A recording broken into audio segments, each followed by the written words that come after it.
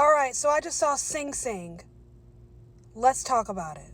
I apologize in advance for butchering this man's name, but directed by Greg Quidar, stars Colman Domingo and a whole host of other people. I didn't know this going into it, but this is based on a true story about the Rehabilitation Through the Arts program, RTA, at Sing Sing Correctional Facility in New York. I don't know if it would have made a difference if I had known this was based on a true story. I probably wouldn't have cried as much because when we got to the end credits, I was already crying. But when we got to the end credits and they showed, the actors next to their names, and I sobbed because you have Colman Domingo, who is starring in this. You have another actor, Paul Raci, and then also a couple of other actors here and there.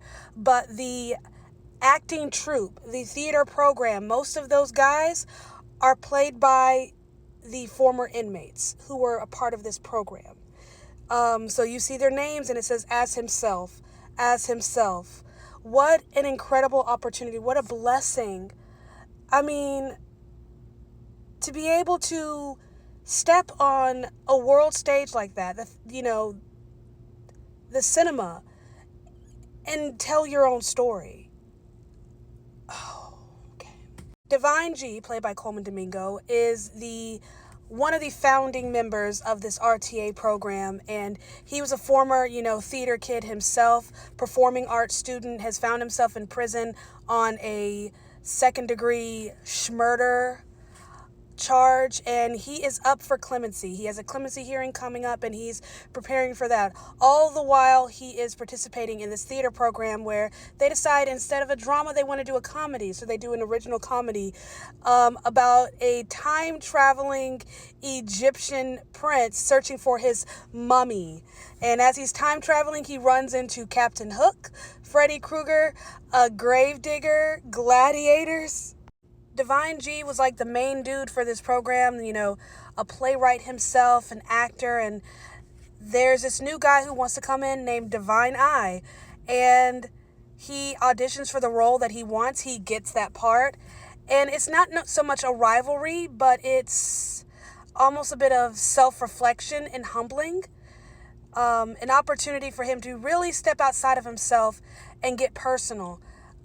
He's been able to help so many men through this program, but what we get to see in this movie is the help that he offers. It becomes personal, where he really takes this thug, this drug dealer, and he changes his whole life and helps him to get in touch with his feeling, with the hurt that he's been feeling, and offers him a chance at freedom and a new life. It's just beautiful. God, that was a beautiful movie.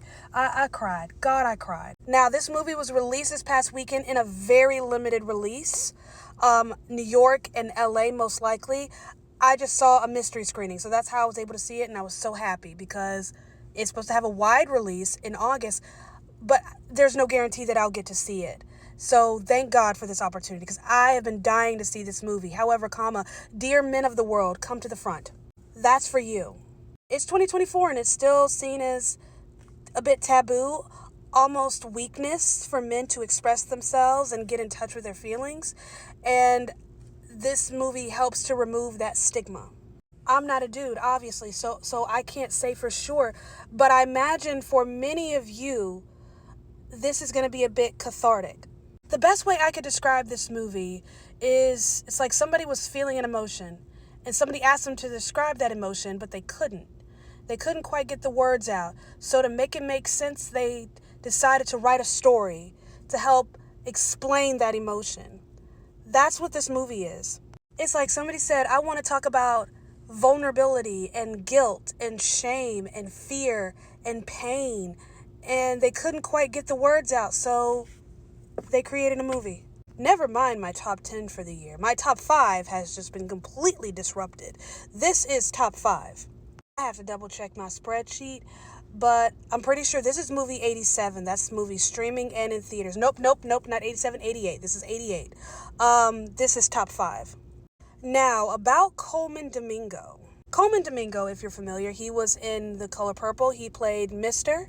He was also in the movie Rustin, where he was nominated for an Academy Award this past Oscar season. He was also in that god-awful Candyman movie that came out in 2021. Literally the best thing in the movie. I mean, the best thing in the movie. I remember seeing him for the first time in an episode of Lucifer where he played a priest, which is kind of funny. The best way to describe Colman Domingo, if jazz music were a person, it would be Colman Domingo. He is the epitome of cool. There are very few actors where you can tell they love what they do. They are passionate about their craft. And his passion, it's effervescent. It's contagious. He's the kind of commanding presence that just fills a frame. You can't escape him. You can't look away. He makes you watch him. The scene where he is in a room and it's the clemency hearing and it's a close-up on his face, he doesn't say a whole lot in this scene, but he says a lot on his face, and just the subtle emotion changes, the almost joy of having the opportunity, to the fear of what's going to happen, to that feeling of defeat, like it's like he just lost, like just those subtle changes in his eyes. It's just, oh, the man is just good. I could literally sing his praises all day. Like, he's one of my favorites. I'm obsessed with him. Obsessed. His presence alone, his performance alone in this movie is worth a ticket. The movie itself, as a whole, is just damn good. I mean, the fact that these are these are former inmates from Sing Sing who were part of this program, I had no idea until the very end, when they basically tell us that these dudes are just playing themselves. I never would have guessed. They were just professional, experts, just such an incredible ensemble piece. And yet it makes sense because this was their life. And how courageous to tap back into those emotions, to go back into those walls. I love how this movie explores what it is to be trapped, and also to give us a new perspective on what it means to be free. I don't say this a lot, but I've said it quite a bit this year. That was cinema. I would watch that again. I want to watch that again. It's supposed to go wide August 2nd. I'm going to have to watch that. That was just excellent. God, that was so good. That was so good. And so human. There's something about seeing grown men live and walk in joy that's just beautiful. But then to know that these men are trapped, it just makes it tragic. It's just a beautiful tragedy of a movie.